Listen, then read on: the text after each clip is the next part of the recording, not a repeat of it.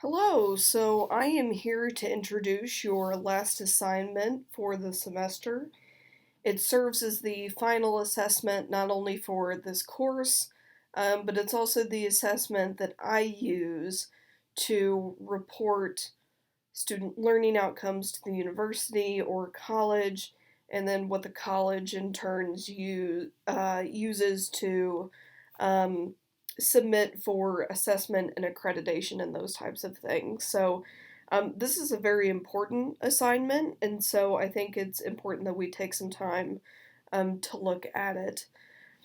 So, before I begin, I would like to say um,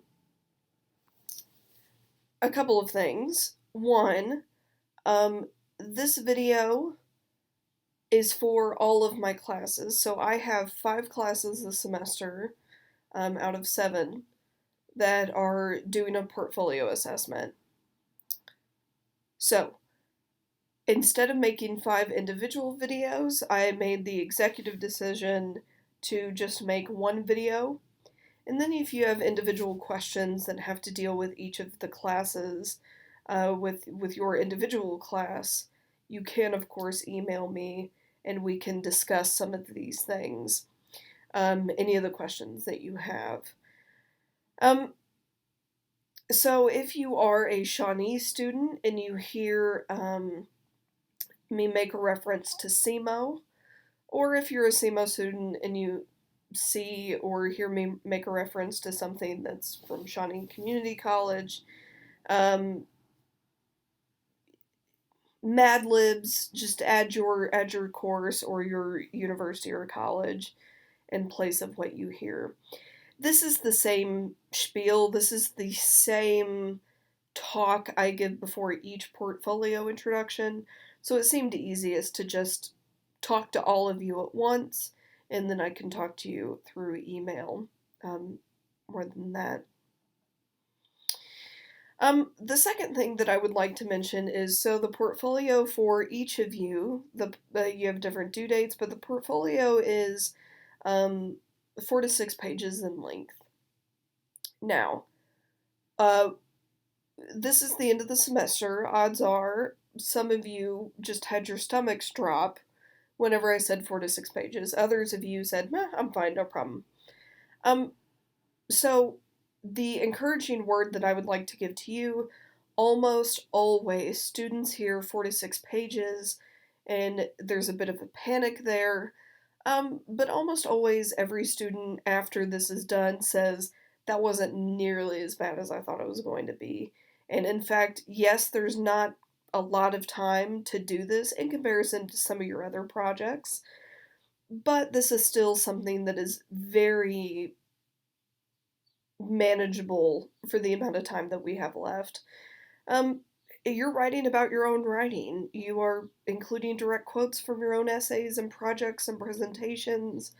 Um, you're doing all of that. So, um, I have the utmost confidence in you to pull this assignment off.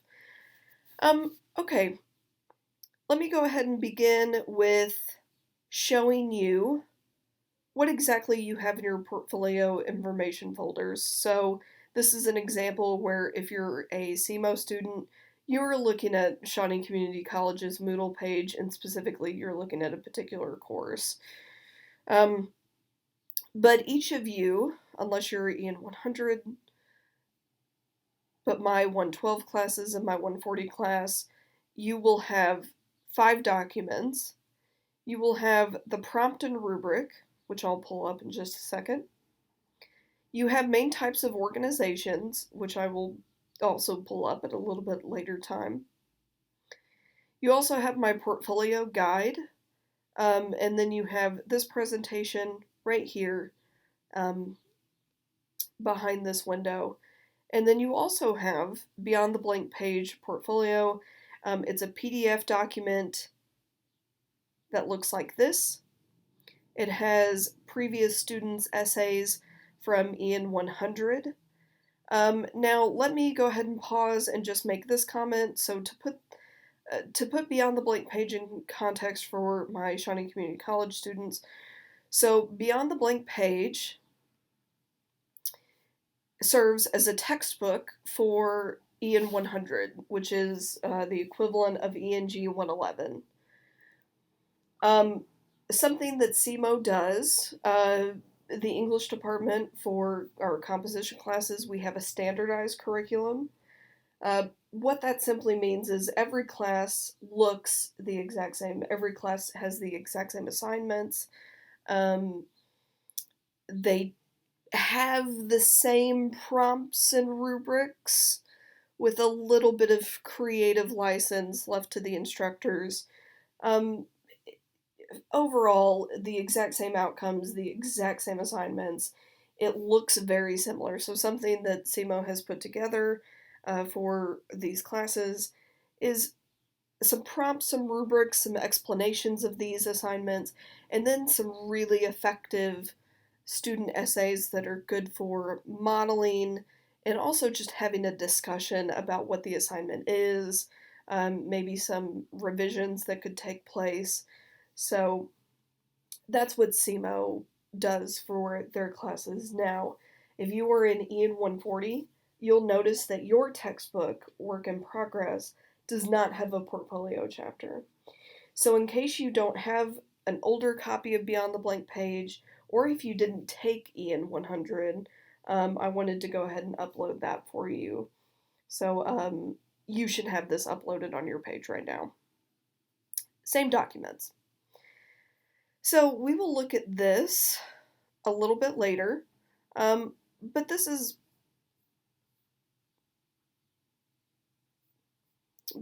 again some student essays that we'll take a look at, and I want you to take a look at those whenever I go through and I introduce this.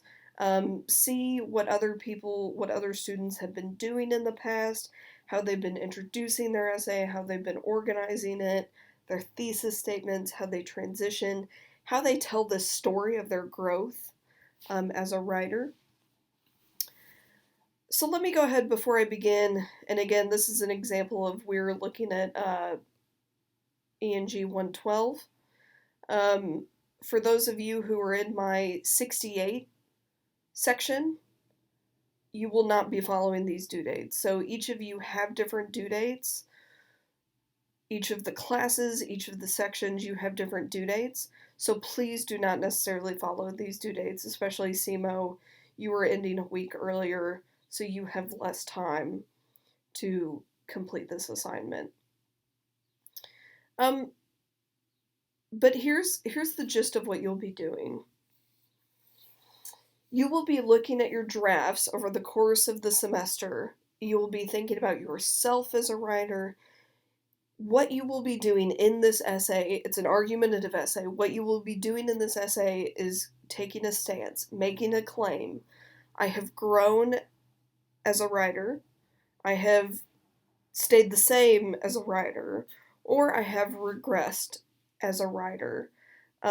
Those are the three main stances that students take. Then what you will do is you will go through and talk about how you will pull evidence from your essays, from your projects, from your presentations.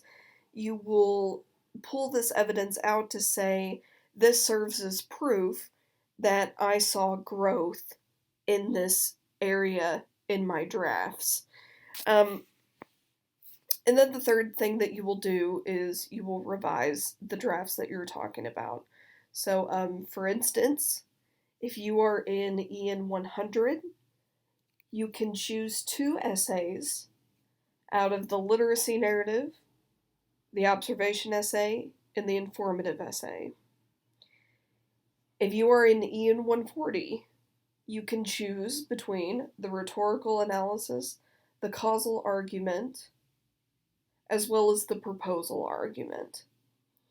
If you are from ENG 112, you can choose between your visual analysis, your contextual analysis, and your comparative analysis. So choose any 2 of those 3 texts and then revise them again. So I believe I have here in this guide that I give you the very, very quick version, what you're doing, revising 2 essays, and you're writing a reflection on your growth as a writer. So that's what you're doing. Now, I would like to go through for just a second to talk a little bit more about the thesis statements that you can come up with for this assignment to give you some examples. You can, of course, look at the examples that you see here and be on the blank page. I think right here, if you see where my cursor is over here on the left page, you have a thesis statement in here that you can look at. You have in our best essay right here, the thesis statement is less clear. This writer is more of telling a story. It's personal preference, but you're taking some sort of stance as you write through this. So here are some examples.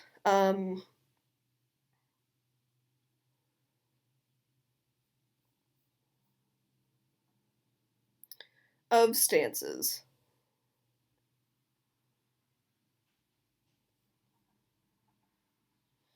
You struggled, but you became more confident in the writing process. You didn't grow, but you were still able to exercise these writing skills. You feel confused about your writing now, but in a good way. You feel as if your writing did regress, but because of these challenges in college, or you can simply say, you could even say, I felt as if I regressed in the class because I was so challenged, unsure of how I feel about writing now. You can also say that you regressed because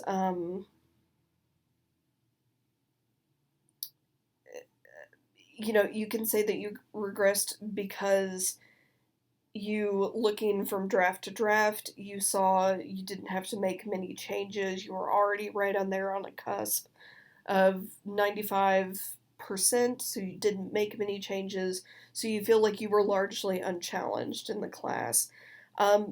Those are all perfect examples of things that you can do if any of these speak to your experiences. But if of course, if you have a different experience, please, by all means.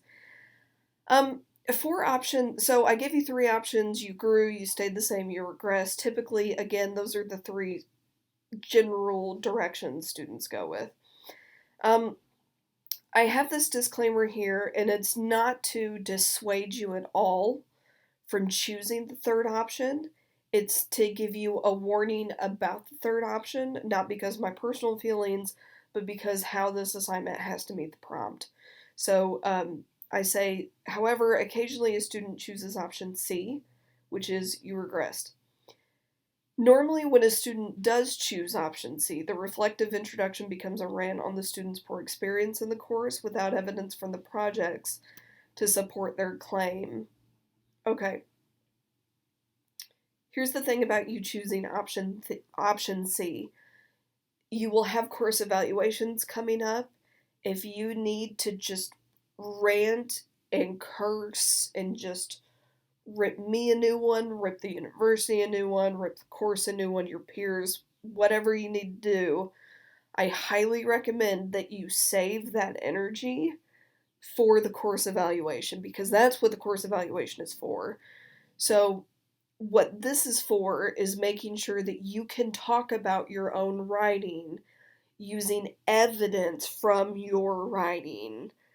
So kind of like what I say down here, you can choose option C, of course. There is such a meaningful way to do option C and it be an awesome ground shaking reflection. But what it cannot be, not because of my personal feelings, but because of how it matches with the prompt, it can't just be a rant on what you hated about the course. Because you have to be talking about your writing, you have to be pulling evidence from your essays, projects, and presentations. So if you go down the route of C, remember to hit the prompt. You've got to match the prompt, or else I have to award um, a lower grade. I mention this because I've had a student do this before. Um, it's only happened once or twice. It hasn't happened frequently. But I had a student go with option C, and it was a rant on the course, and I had to give that student a lower grade than what I think they thought they deserved for it, because they just simply didn't match the prompt. It had nothing to do with my personal feelings. Um, so anyway, so again, let me come up here. Very quick version. You're revising 2 essays, 2 projects, 2 presentations, depending on who you are, what class you're in watching this. You're revising 2 again, and then you're reflecting on your growth as a writer. In order to revise, you will use my feedback that I gave you for your final drafts. So, the feedback that I gave you for your literacy narrative, for your observation essay, you will be looking at that feedback and you will be revising again.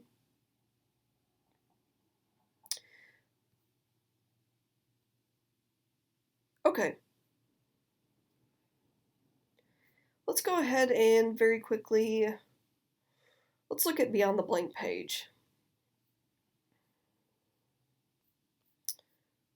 Okay, so this is where I wanted to start. Okay. We're going with this essay, a walk through my writing career. We're going to use this essay because this has probably the most obvious, one of the most obvious organizations of any of the essays on here. So I just want to briefly talk about the organization. One reason that we're talking about organization, why it's so important, all of you have the exact same topic proposal, um,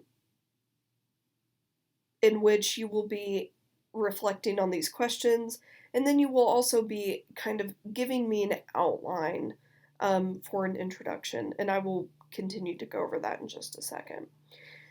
So, if we were to create an organization um, based off of this particular essay, it's on page 213 or page 10 of the PDF, depending on what you're looking at. So if we look through here, we have an introduction that kind of talks about my expectations of the course, but the intentions of this portfolio. It's a little. You also have these two show I have strengthened my drafting process, my research skills, and my descriptive language. That sounds very much like a 5-paragraph essay, you'll notice. Notice they are saying I have strengthened in these 3 areas, very reminiscent of the 5-paragraph essay.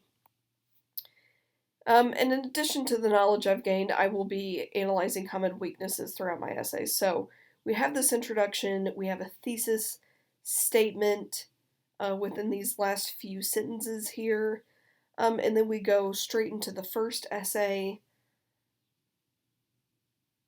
We have the first part of our drafting process.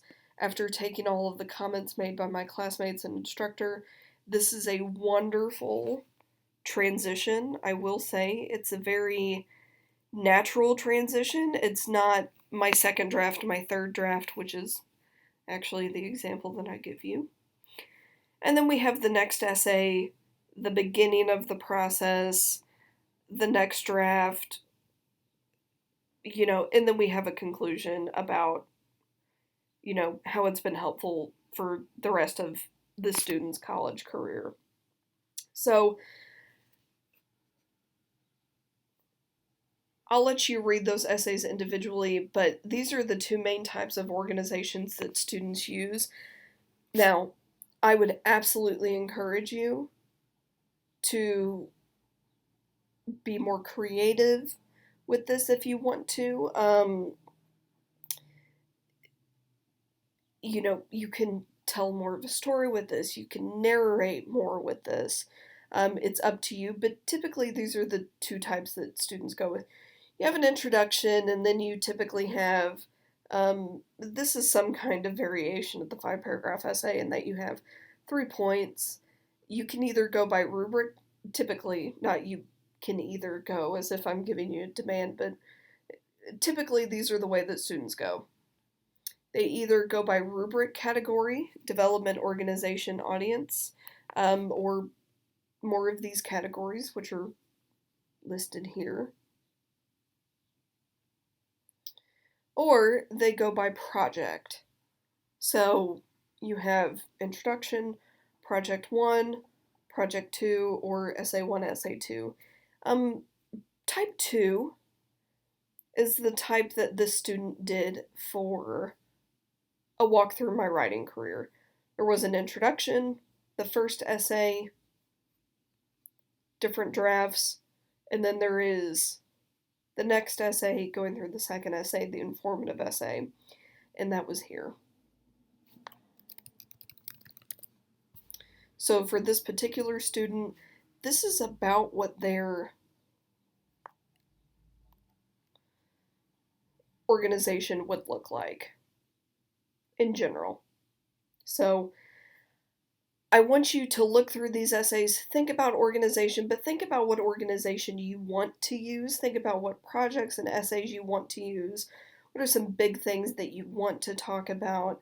Those kinds of things. I give you an example down here, just kind of a compromising thesis statement in that it does take a stance, but there's a lot of creativity with the stance. Although I was already a confident writer and I didn't experience much growth in myself as a writer in this class, I was still challenged and I was able to exercise skills in revision, especially with this essay or project and this essay or project. So this is an example that kind of fits whichever class you were in. Last thing that I will say, final thing that we'll go over with, in this presentation, you'll notice that there are 4 classes represented in this presentation. You have EN 140, you have ENG 112, you have EN 100, and ENG 111. All of my students in those classes do the exact same assignments. So I will say the key difference between an A paper and a B paper, or a B paper and a C paper, is it's not only presenting evidence from your essays, it's not only pulling out this detail from the essays, it's also you talking about why you made the changes that you did. So the evidence is what revisions you have made, the analysis is why you chose to make the revisions that you did. So I will start with EN 140. If you want to, you can probably, if you're watching this on YouTube, which it's the only way you'd be able to watch this, you can fast forward to whenever I talk about your particular class. But I'm just going to take a second to go over these class by class. So for EN 140, I am again talking about the rhetorical analysis that I came up with and I modeled for you about Ricky Gervais's opening monologue at the Golden Globe ceremony. So I have here a paragraph that you could model after. I came up with this very quickly, so if it sounds cheesy, forgive me. Between my second and final drafts of my rhetorical analysis, I added more evidence and the appeals to form a more rounded analysis. The second draft, my presentation was well developed in kairos, pathos, and ethos, but in the final draft, I redeveloped my presentation to include a discussion on logos. So that is simply telling me what you did in your changes between drafts. That's just telling me what you did. Now, the orange text is going to be direct evidence, direct quotes from the text. So for example, I embraced that the article was not intended to be logos heavy text. Given the timing and nature of the article in my discussion, I stated the article was an emotional reaction to a controversial speech that had been delivered the night before publication. Although the article does appeal to logos as it recounts the events, specifically the jokes, the article predominantly resonates with the other rhetorical appeals more than logos. As a result, the author provokes an immediate and emotional reaction from the audience to continue the discussion and interaction with the website and organization. So, this is specifically giving that evidence, that direct quote, not just summarizing up here in the black with what happened revision wise, but then down here specifically telling your audience what happened. The third thing that you would need to do is your analysis. So, let me go ahead and just read this part here. This discussion supported my original claim that the article was rhetorically effective because the discussion asserted why the appeal was unnecessary for the author's intended purpose. In other words, the author wasn't trying to be fact and statistic and documentation heavy.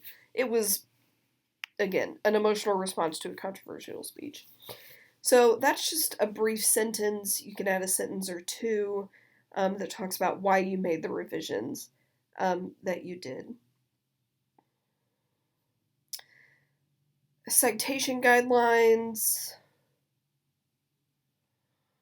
I need to provide one that's specific for you. But here's an example of the exact same way that you would do this. First name, first name, title of your presentation. So if you did Kobe Bryant, you would put the title of your presentation. You would do Ian 140 Rhetorical Analysis Final Draft, Southeast Missouri State University 2020. Something like that.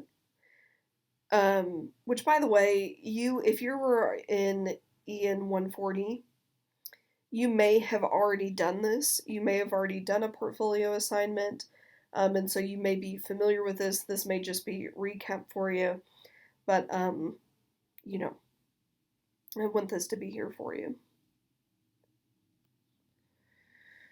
For ENG 112, so I'm going to go ahead and say this as if I didn't say it with the others. The key difference between an A and a B paper or a B and a C paper is evidence and analysis, including both of those. So evidence is going into details for what revisions you made, and then analysis is telling us why you did those. So I have an example here between my second and final drafts of my comparative analysis. I added more evidence in the rebuttals to form a more complete Toulmin argument. In the second draft, my strongest rebuttal refuted counter-arguments that promoted Mark Hamill's Joker. But in the final draft, I redeveloped my essay to include rebuttals for counter-arguments that argued for Jack Nicholson's Joker as well. And again, this is going off of the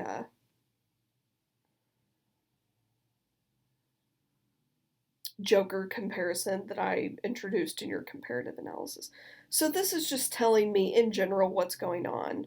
Now, you need to start including evidence, specific examples of what you did. So for example, I included the counter-argument on makeup and costume design, since some argue that both Hamill and Nicholson's Jokers more effectively embody chaos because their portrayals best. I'm just going to skip over some of that. In the rebuttal, I stated, while Hamill and Nicholson's Jokers have suits that are tailored with eccentric fabrics and faces that are bleached and refigured with plastic surgery, Ledger's Joker is grungier, from his filthy clothes to his streaky foundation to his scars. Ledger's Joker makes the audience cringe in their seats. This Joker looks to the audience and asks, why so serious?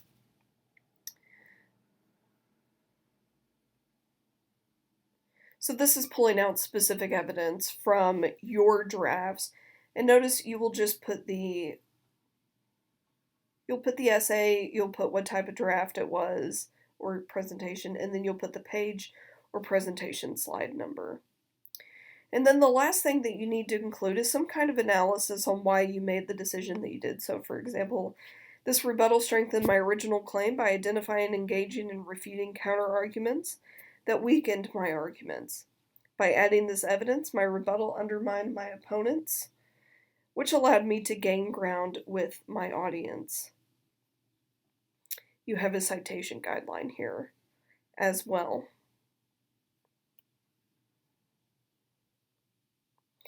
So up here you have summarizing what happened, what revisions happened.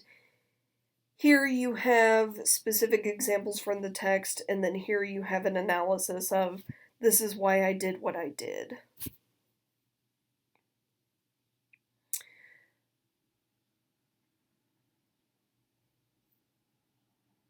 Go ahead and ignore that. For EN 100, ENG 111,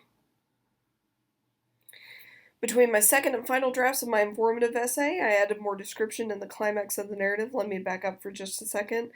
The key difference between an A and a B paper and a B and a C paper is including specific evidence, which tells what revisions you made, and then an analysis, which tells why you made the revisions that you did. So let me give you a really great example of this. So between my second and final drafts of my informative essay, I added more description to the climax of this narrative. This is a sample text that talks about psychological effects after a car crash. It talks about a surgeon removing scar tissue and talking about PTSD from the episode. For example, in the introduction, here's evidence specifically from the text. For example, in the introduction, the doctor reviewed the surgical options to remove the scar tissue. In my revisions, I focused more on the X-ray. Then he slid a black transparent film from a manila envelope with one hand while he reached for a pen in the pocket on his white lab coat with the other. He raised the bruised film against the light, which revealed a ghostly limb depicted in blue and white emulsion. As he spoke, the pen passed over the film, circling various inky discolorations. So that's specific evidence pulled out from this informative essay. If you're looking for other ways, specifically with the informative essay, you could talk about, I included more research here, I included more description here, I added some meaningful dialogue here. You have a lot of options here. So this is summarizing what happened. Up here, the white is summarizing. The orange is specific evidence, including a direct quote. And then the third thing, the purple that you need to do. When I added this description, drawing my audience's focus to the physical damage to more effectively express the emotional turmoil that I was experiencing. So the analysis, the purple here, tells you why you made the revisions that you did. You have a citation guide here. Make sure you put the right course, make sure you put the right college and university in the year. And then you have a citation here to help you. So if you haven't already turned off the video, let me just say one more time. I think all of you will do great. A lot of students say this wasn't as bad as they thought it was initially going to be. You're writing about your own writing, you're revising 2 drafts, you're writing 4 pages. You have several resources available for you.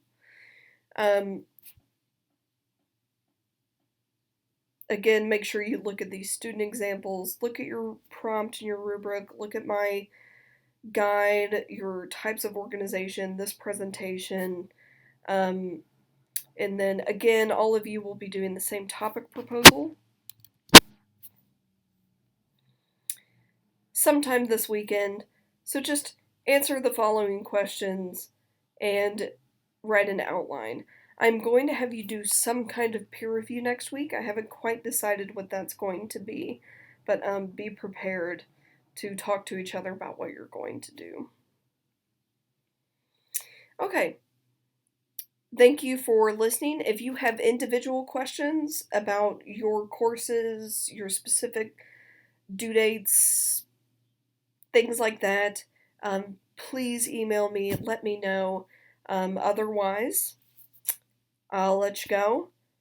This was a bit longer than I was intending to talk, but I'm glad we had this time. So, all right. Have a nice day.